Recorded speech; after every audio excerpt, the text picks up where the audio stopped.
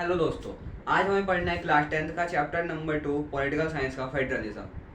आज हमें फेडरलिज्म के बारे में जानना है, फेडरलिज्म होता क्या है। उसको पढ़ने से पहले हम अपने स्कूल का एग्जाम्पल ले लेते हैं।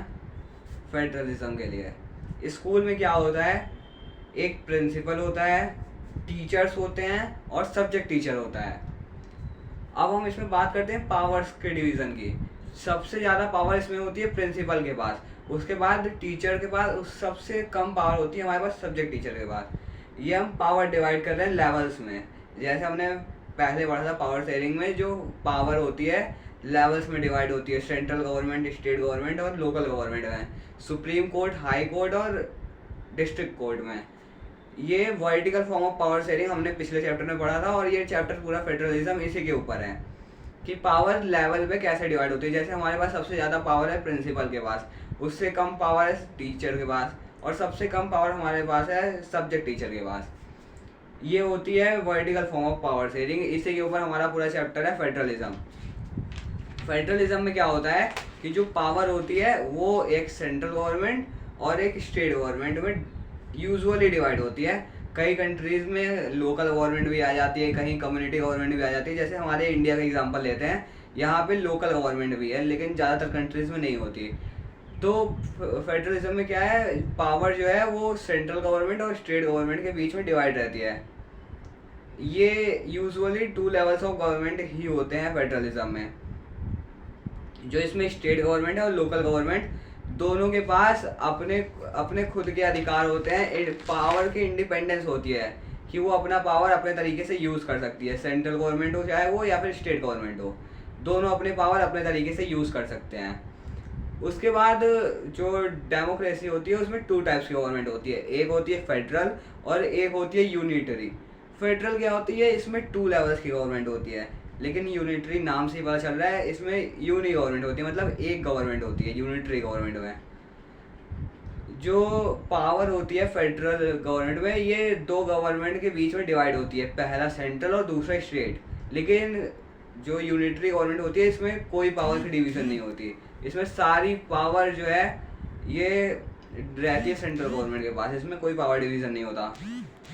और जो फेडरल गवर्नमेंट है इसमें स्टेट गवर्नमेंट के पास इसके पास खुद की पावर रहती है, लेकिन यूनिटरी में ऐसी कोई गवर्नमेंट होती नहीं है और फेडरल में स्टेट के पास खुद की पावर होती है। स्टेट इसमें फेडरल गवर्नमेंट में हम एग्जांपल ले सकते हैं फ्रांस का, ब्रिटेन का और इंडिया का, और यूनिटरी गवर्नमेंट में हम एग्जांपल ले सकते हैं यूएसए का। अब हमें पढ़ना है फेडरलिज्म के फीचर्स क्या क्या होते हैं। पहला फीचर जो होता है फेडरलिज्म का, वो होता है कि इसमें 2 और 2 से ज़्यादा, मतलब 2 और 2 से ज़्यादा लेवल्स की गवर्नमेंट हो सकती हैं। फेडरलिज्म में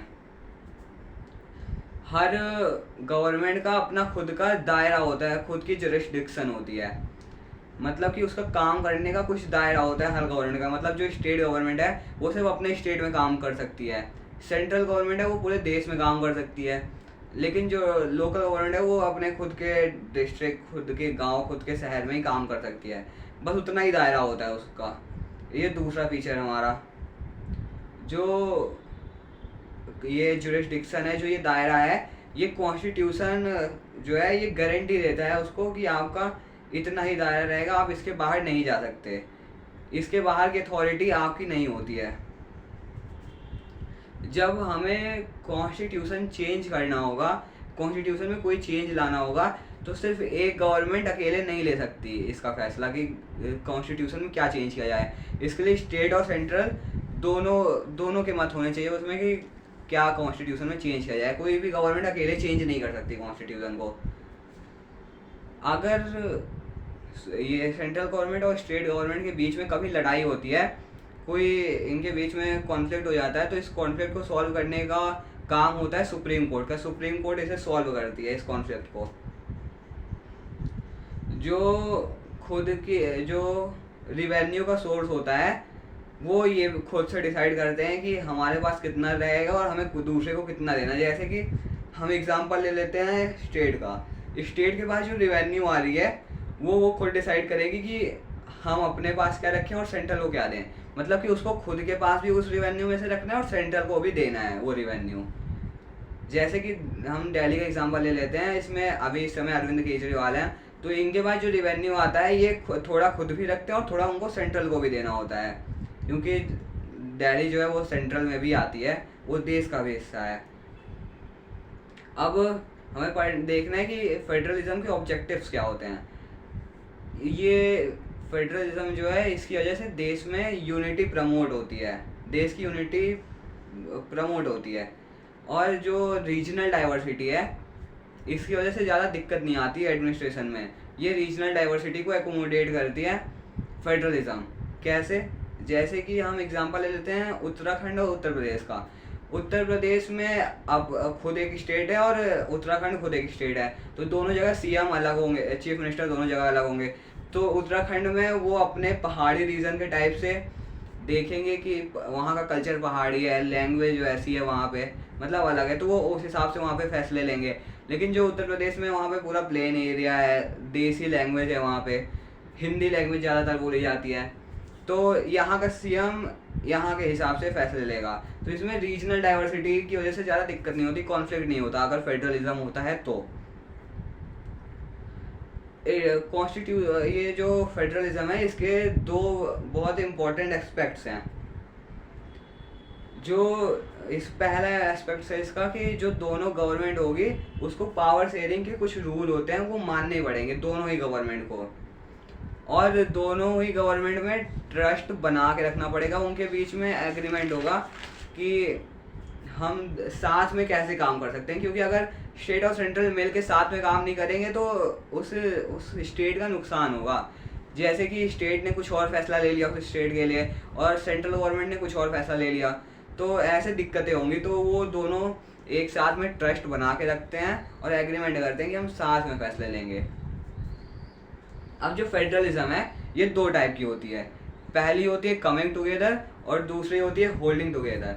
कमिंग टुगेदर में क्या होता है कि कुछ इंडिपेंडेंट स्टेट्स एक साथ मिलकर एक कंट्री बनाते हैं, उसको वो साथ में आके कंट्री बनाते हैं जिसको कहते हैं कमिंग टुगेदर। जैसे कि हम यूएसए का एग्जांपल लेते हैं, पहले वो 50 स्टेट्स में डिवाइड था, आज सब ने मिलके एक खुद का स्टेट बना लिया यूएसए, इसी को कहते हैं हम कमिंग टुगेदर। और इसमें जितने भी स्टेट होंगे पूरा सेंट्रल कॉन्स्टिट्यूशन उन्हें इक्वल राइट्स देगा, इक्वल पावर देगा कमिंग टुगेदर में। इसका एग्जांपल हम ले सकते हैं यूएसए और ऑस्ट्रेलिया का। इसमें कई स्टेट्स ने आके एक साथ में एक कंट्री बनाई थी, एक नेशन बनाया था। यूएसए में तो हम जानते हैं 50 स्टेट्स से उन्होंने साथ में मिलके अपना एक नेशन बनाया था, अपनी एक कंट्री बनाई थी। अब होल्डिंग टुगेदर में क्या है कि एक पूरी कंट्री है उसको हम साथ में कैसे रखें, तो उसके लिए हमारे पास एडमिनिस्ट्रेशन अच्छा होना चाहिए। तो क्या होती है उसमें पावर, होल्डिंग टुगेदर में पावर डिवाइड्स होती है, ये सेंटर के बीच में और स्टेट गवर्नमेंट के बीच में, कॉन्स्टिट्यूशनल यूनिट्स के बीच में और सेंट्रल के बीच में पावर डिवाइड होती है, इसी को कहते हैं हम होल्डिंग टुगेदर। ये सबको एक साथ बना के रखता है, पावर शेयरिंग जो है ये सबको एक साथ बना के रखती है, इसकी वजह से कॉन्फ्लिक्ट बहुत कम होते हैं। और इसमें जो कॉन्स्टिट्यूशनल यूनिट्स हैं उनके पास इक्वल पावर नहीं होती, अनइक्वल पावर होती है। जैसे कि सेंट्रल के पास ज़्यादा पावर है और स्टेट के पास कम पावर है, लोकल के पास बहुत ही कम पावर है, इसीलिए इसमें पावर इक्वल नहीं होती। इसका एग्जांपल हम ले सकते हैं बेल्जियम, इंडिया, और भी कई एग्जांपल हैं इसके। ये हमारा था होल्डिंग टुगेदर। अब हमारा नेक्स्ट टॉपिक है what has made India federal country. India को एक फेडरल कंट्री कौन बनाता है, क्या बनाता है इंडिया को फेडरल कंट्री, ये हम नेक्स्ट वीडियो में पढ़ेंगे। तब तक के लिए थैंक यू।